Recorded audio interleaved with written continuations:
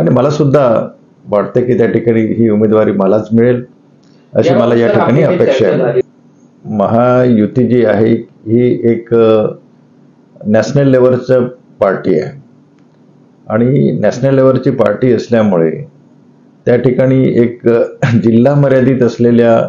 एखाद्या आपल्या याला पक्षाला त्या ठिकाणी ते उमेदवारी देणार नाही अशी मला अपेक्षा आहे। की महायुतीमध्ये एक 2-3 जागांचं जे काही ठाणा आणि नाशिक पालघर ह्या जागांचे जो तिढा जो होता तर तो आता जवळजवळ त्या ठिकाणी सुटत आलेला आहे आणि मला आशा आहे की या 2 ते 3 दिवसामध्ये 2 दिवसामध्ये यांनी सोमवारपर्यंत या ठिकाणी उमेदवारी त्या ठिकाणी जाहीर होईल आणि गेल्या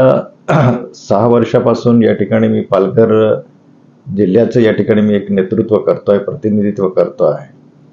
आणि मी केलेल्या कामाची पावती आणि लोकांचा माझ्यावर असलेला जो एक विश्वास, त्याचप्रमाणे या ठिकाणी जे माझ्या जे वरिष्ठ आहे त्या वरिष्ठांवरती सुद्धा माझा विश्वास आहे आणि एक सिटिंग खासदार असल्यामुळे या ठिकाणी प्रत्येक खासदाराला वाटते, सिटिंग खासदाराला वाटते की उमेदवारी ही मलाच मिळावी आणि मला सुद्धा वाटते की त्या ठिकाणी ही उमेदवारी मलाच मिळेल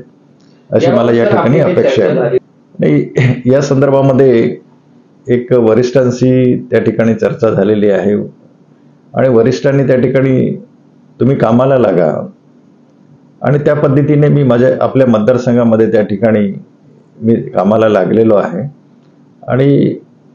अजूनही मला आशा आहे की या ठिकाणी अशा पद्धतीने